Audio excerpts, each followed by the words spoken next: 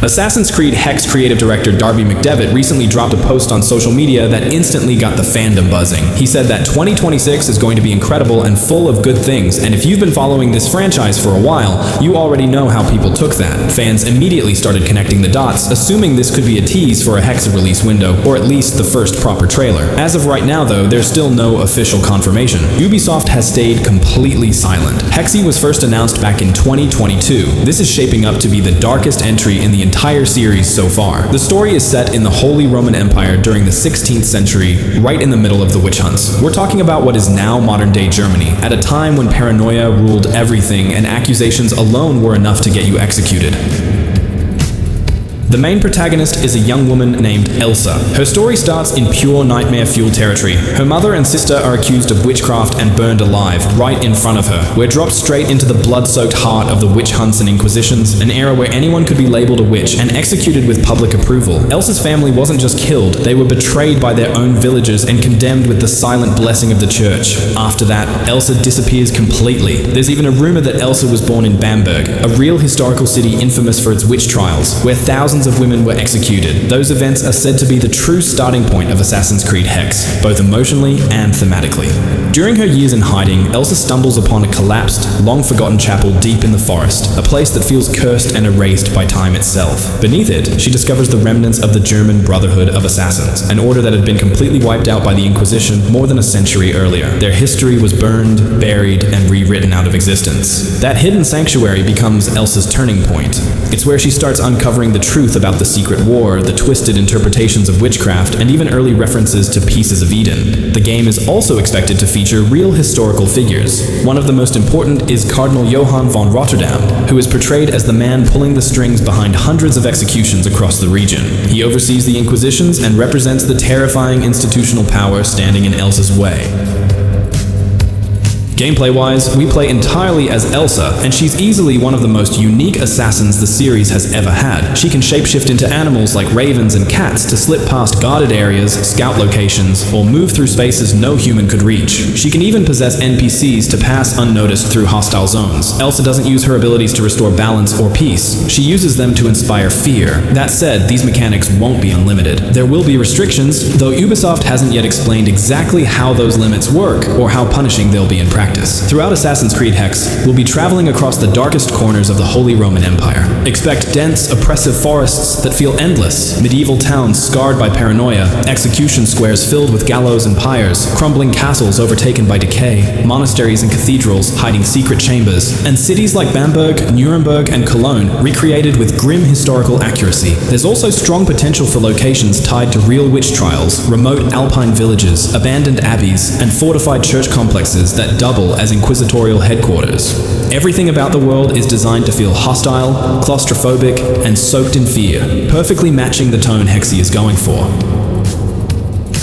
The speculation surrounding the actual map size and scale of the Holy Roman Empire in this game is reaching a point where we have to consider the possibility of a massive multi-city hub system. One of the biggest theories circulating right now is that we might actually get to explore a fully realized version of Rothenburg ob der Tauber, which is essentially the quintessential medieval German town. It would be an absolute dream for any parkour fan because of its perfectly preserved walls and narrow winding alleys that seem like they were designed specifically for Elsa to vanish into. I suspect the developers will lean into the folklore of the region by including the mysterious Brocken Mountain as a major exploration zone. There is a huge assumption among the community that this could be the site of a legendary Sabbath where Elsa meets other outcasts who have tapped into ancient powers. This would be the perfect place for a high-level boss fight or a major story revelation involving the true nature of her shape-shifting abilities. Speaking of those abilities, it is highly likely that her power to possess animals is directly tied to a lost piece of Eden that was once held by the Germanic tribes long before the church arrived. We might see Elsa discovering that her lineage isn't just about being a victim of the witch hunts, but being a descendant of a specific line of Isu hybrids who could communicate with nature.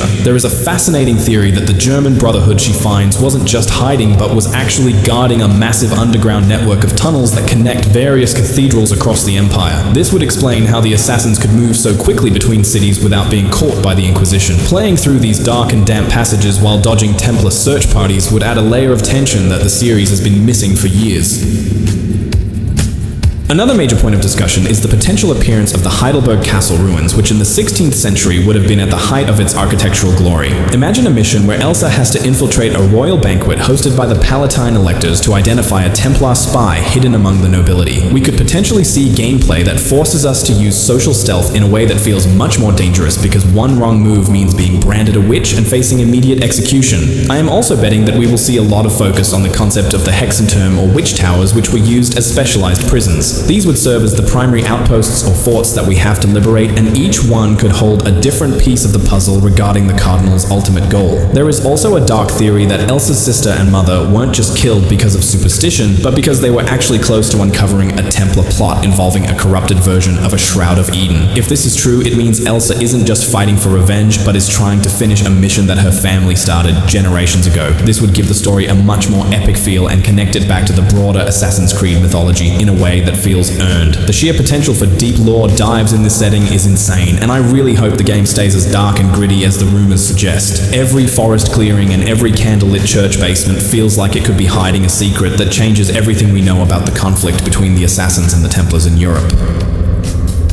The political landscape of the Holy Roman Empire during this era was basically a massive powder keg waiting for a single spark, and I am convinced that the game is going to drop us right into the chaotic peak of the Protestant Reformation. We are talking about a society being ripped apart as Lutheranism challenged the absolute grip of the Catholic Church, which turned neighbors against each other and soaked the soil in blood. It was a time of pure religious madness where people were hunted down and forcibly converted or simply eliminated for having the wrong perspective. My theory is that the narrative will heavily feature the Peasants' War of 1524, which was arguably the most violent and significant uprising in European history before the French Revolution. Seeing over 100,000 people lose their lives in a single year of pure insanity provides the perfect cover for a secret war between assassins and Templars. The historical parallels here are just too good to ignore, and it makes so much sense for the Brotherhood to be operating in the shadows of these massive revolts. Even before the main conflict, we had things like the Bundschuh movement, where peasants used a literal shoe as their symbol of rebellion, and of course the brutal Hussite wars over in Bohemia, which turned the entire region into a nightmare of religious zealotry.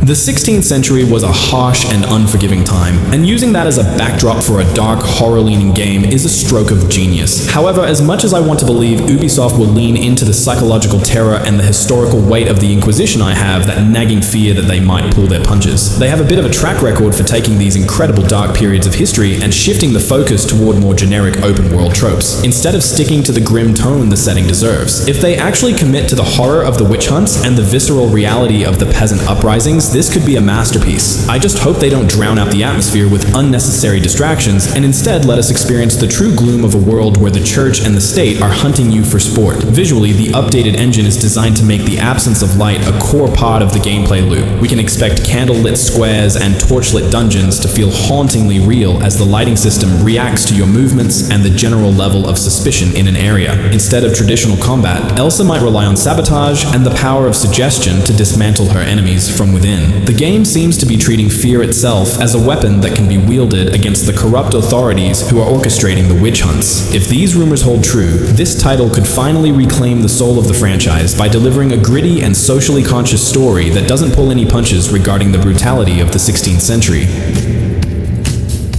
The word among insiders is that Ubisoft Montreal is prioritizing a tight and focused narrative that emphasizes personal drama over sheer scale.